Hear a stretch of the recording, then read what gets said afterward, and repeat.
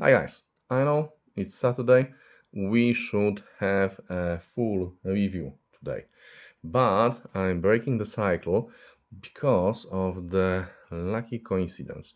This is actually something very nice and totally surprising. One of my viewers that's based also in Poland and actually quite close to me, I think it's something like 20 maybe 50 kilometers away, had contacted me via mail, and Mr. Severin told me that he bought the Black Widow version of NHB-268 Three. That goes for something like, I don't know, $3,000 or even more, including shipping, 3,000 and a half, so $3,500. So anyway, Mr. Severin contacted me and offered to loan the amplifier for my review. I'm very, very grateful for that.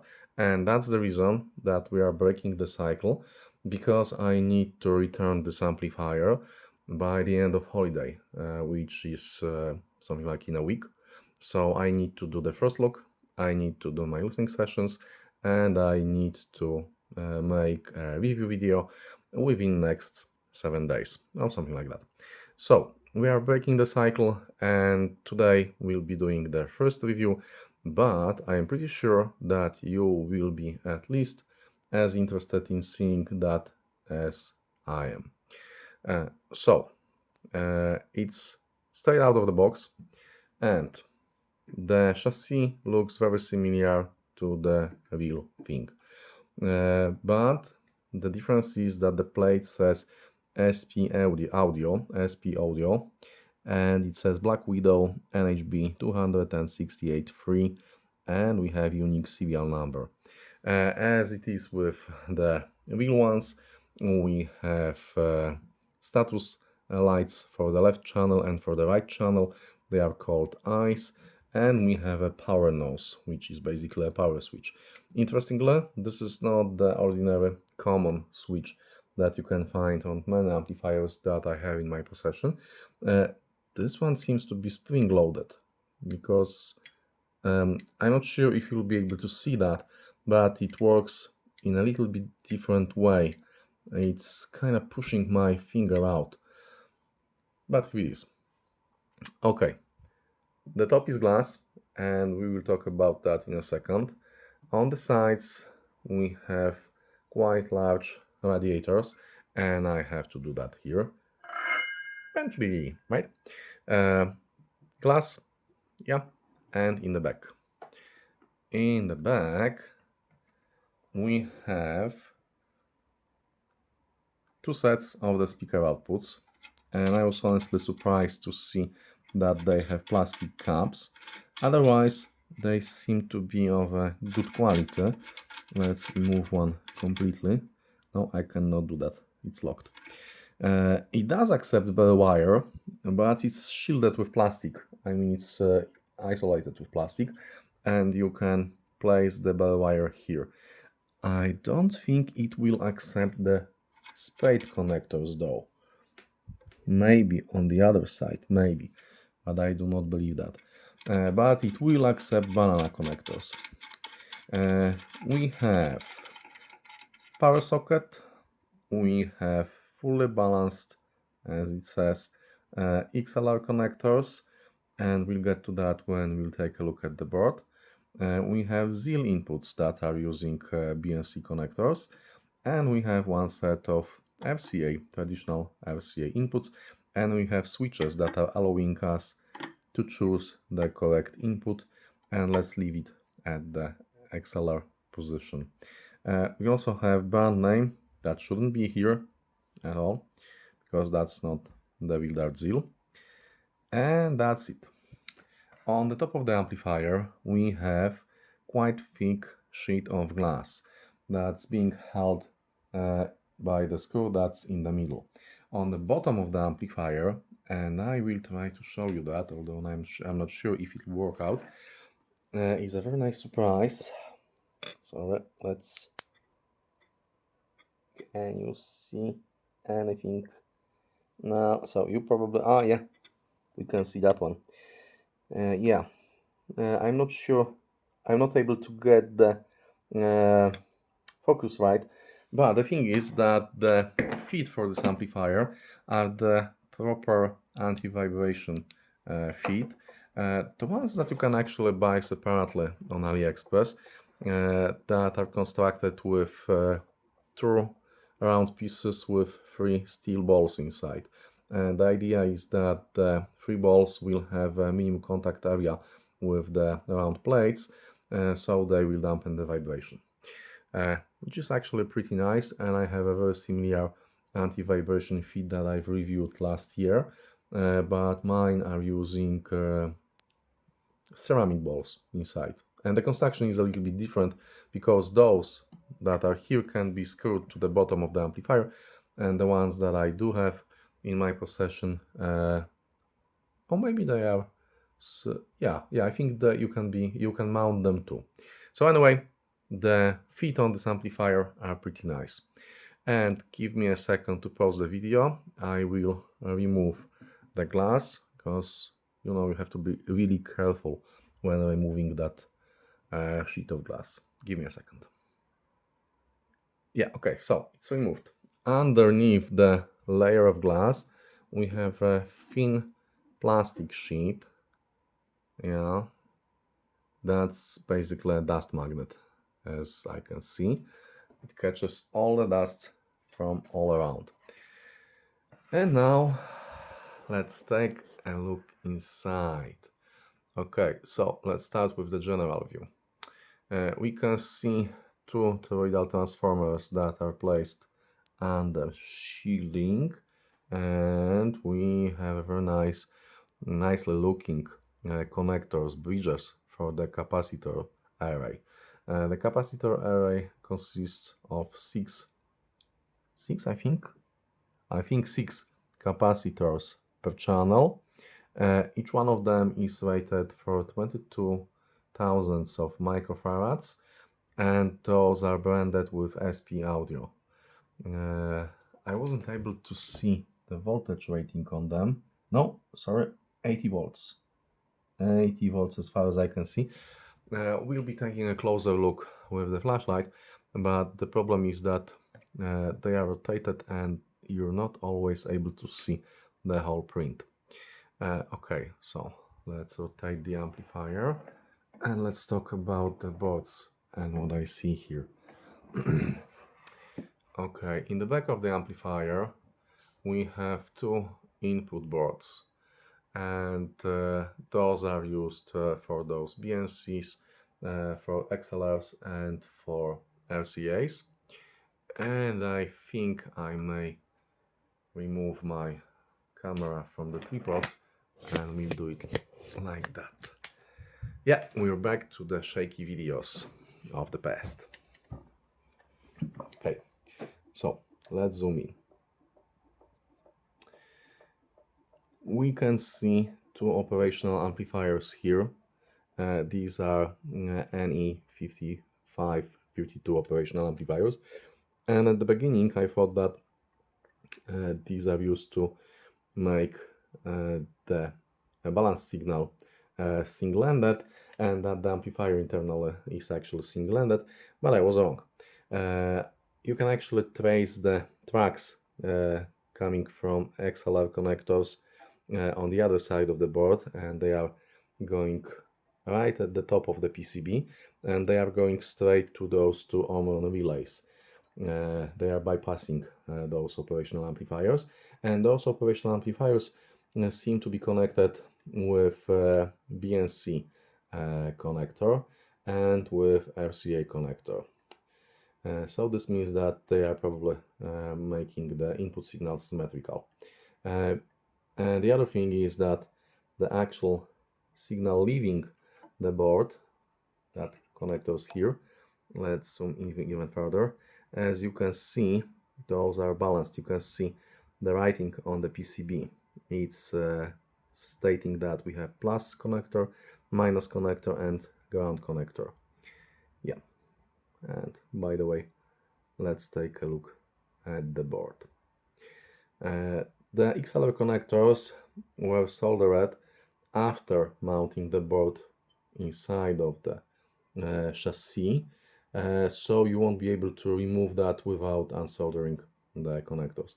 And I'm not really sure I like the soldering work here, but it does get the job done. Okay, so let's zoom out and let's take a look at the capacitors. No, maybe this one. Not really. Give me a second. Another useful tool. Nope. Still nothing. SP something. I'm not able to focus properly. Yeah. So let's leave it like that. And let's zoom out. And let's talk about the amplifier board. Okay, so the board has 4 sets of connectors that are looking like metering points for diagnosis. 2 of them are here and the second pair is over there, and the second pair is quite close to the chassis of the transformer. It doesn't look as bad on this side, but it's way closer here.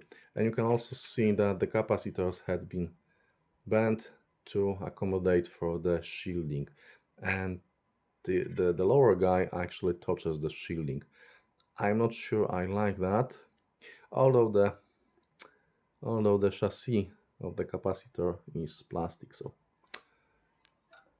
But I would like it to be a little further away. Okay, so let's get back to the boards. Shaky videos. Yeah. So the main transistor players are over here and they look like sun cans, I think, over there. Let's try to zoom in. Maybe we'll be able to see. No, these are SP something. Yeah, like that. Let's zoom out and we can see 2 modules branded with stickers with Dartzeel hybrid SCNP network. I have no idea what are those. And we have 2 operational amplifiers in the IP8 sockets down there. These are LM 378, I think. Yeah, 358N. Okay, let's zoom out. And the input signal to the board goes here, and as you can see, it's also balanced. We have plus input, ground input, and negative input. Interestingly, I saw something weird, because I saw that the other board has those DIP sockets unpopulated. They are empty. But I haven't connected the amplifier yet, and I have no idea if both channels are playing properly. Although Mr. Severance says that the amplifier is after the Berlin and it has something like 120 hours on the clock. So I suppose it is playing correctly. Now, about the transformers and the shielding. You can see that they have voltage, input voltage selectors, and this one has been manually corrected because we have 2 switches down there and we are switching them in a symmetric way to choose 220 or 115, and currently they are set to 220 volts AC. The other interesting thing here is that we also do have fuse compartments here and on the other side. You may have noticed that there was no single fuse compartment in the back of the amplifier, and that's because we have 2 of them on the sides here. So let me rotate the amplifier and stand the tripod in a normal way. Yeah, just a second. Okay, and we're back. And all the red guys on both boards are German Vima. The green guys are German Aero Vishay MKP capacitors. The yellow ones are branded with Vima, but I haven't seen yellow Vima cups earlier. But maybe they exist. I have no idea. And we have Omron relays on the input boards. And I think that's it. One more thing. I'm not sure if you'll be able to see that, but the shields and the transformers are placed on a kind of mounting plates, like additional fluid level inside, and all of the main wiring goes underneath those plates. We also have metal plates, very thick metal plates. They are more than 5 millimeters thick, that are working as a shielding between sections of the amplifier. So we have shield for the transformers and we have shields for left and right channels. Yeah, so all in all, it looks quite good quality, actually excellent quality. We have a couple of things. I'm wondering why those sockets are unpopulated, and if we'll take a look here, this is something that I've told you earlier. This is, I think it's too close to the metal shield of the transformer, and interestingly, there is a little more room on the other side. Still quite close. Yes, I'm really curious about the sound of this clone because it's been in my shopping cart on AliExpress for the past 15 or 14 months. I think I first added it at the late 2024, and we are at the end of 2025. I was very curious about that one, and I was on the fence with buying one of those because it is really expensive. All of the Dartzeel clones that I got so far are excellent, although they are bested with Burmester 909 clone, but still they are quite close. And this guy is twice the price of the Burmester clone. So I have quite high expectations for the sound quality, and since I'll have to return the loan to Mr. Severin within a week, do expect to have a full review available sometime around New Year's Eve, maybe on the 2nd or on the 3rd of January. Yeah, so keep your fingers crossed for the sound quality, as I will keep mine.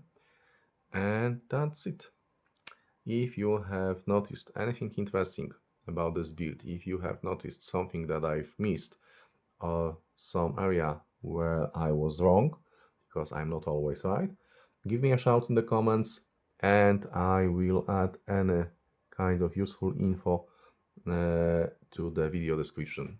That's down below the video, so do check that because maybe there will be something additional added later.